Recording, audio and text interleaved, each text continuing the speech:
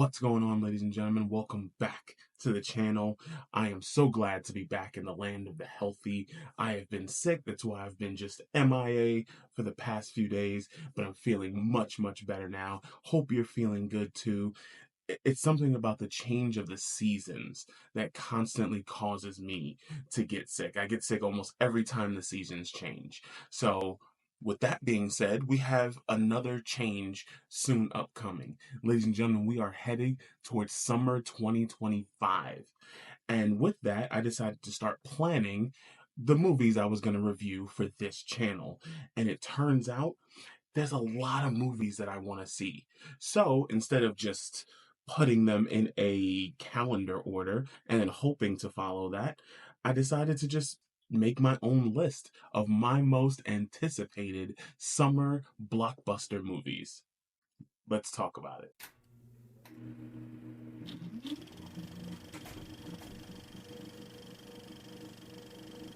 Starting with number 14, my least anticipated, Dangerous Animals. This movie is about a serial killer who is obsessed with sharks, and he uses this as a part of his ritual for his sick fantasies. You had me at shark obsessed serial killer. Number 13, Crawlers. Now, this one is going to be going straight to Hulu because I believe it's a Hulu original. This one takes place in 2030, which unfortunately isn't that long from now. It's about a post-apocalyptic America where the only safe place is in Mexico. Good luck trying to get across that border. Number 12, Together. Now, this one I just discovered. This one is about a couple that moves to a remote area, experience some supernatural phenomena, and then what the trailer looks like, they start to fuse together. And not like the cool one, like in Dragon Ball Z, but like the Fly kind, the horror movie kind. So I think this movie is going to be full of just disgusting body horror, and I actually can't wait to see it. Number 11, The Toxic Avenger. Now, I know this came from a cult classic, which I never seen. I will watch at least the original from, I believe, 1987 before actually seeing the new one, just so I have a frame of reference of what the hell this movie is even about. Number 10, Naked Gun, starring Liam Neeson. Now, this one I'd never really seen the original Naked Guns, which, yes, I know I'm so far behind, but I am gonna watch them because I don't really see Liam Neeson as a comedy actor.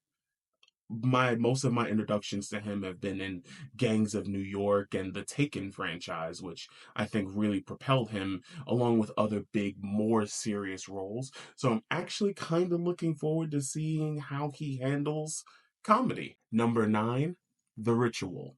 Now, there is a movie by the same name already on Netflix, but this one is starring Al Pacino, and there's no way in hell I'm missing an Al Pacino movie, especially because this may be one of his final roles. This film is about two priests who see things in a very different way, forced to work together to try and save a young girl from a possession.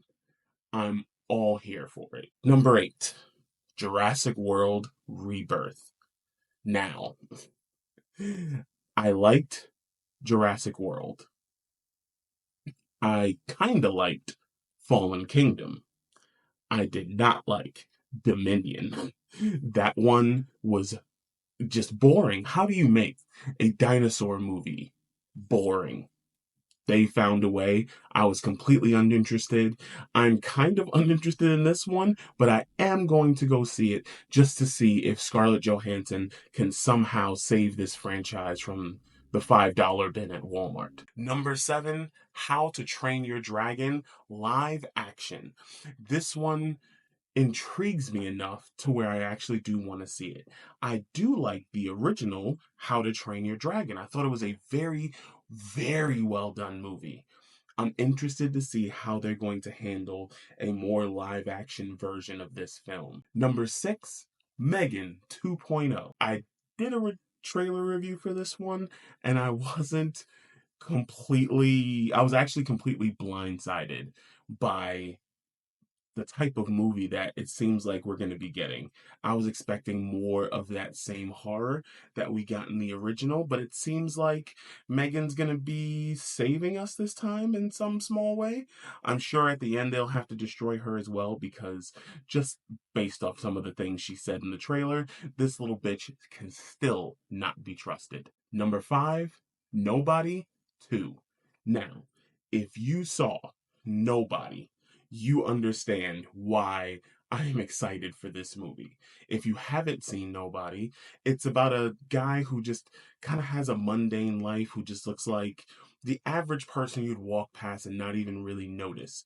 But under the surface, this man is a complete and utter badass. When the bad guys cross him, and they begin to discover who he is, just the mere mention of his name and the sight of his picture is enough to scare certain criminals off.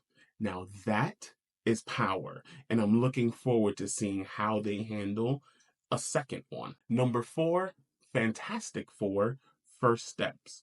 Like I said when I covered the trailer, this is it. And this is the 4th time they tried to do this franchise. I was less than impressed every single time they made a new one. This one is the last gasp for me. I never want to hear about another Fantastic Four movie again if this one fails. And I think we're deep enough in the video for me to say this. Marvel, please don't fuck this up. Number 3, F1. Now, everyone knows that I love Talladega Nights. It's one of the only racing movies I think I like. I saw Days of Thunder, I thought it was pretty good, but not something I would continuously go back and watch.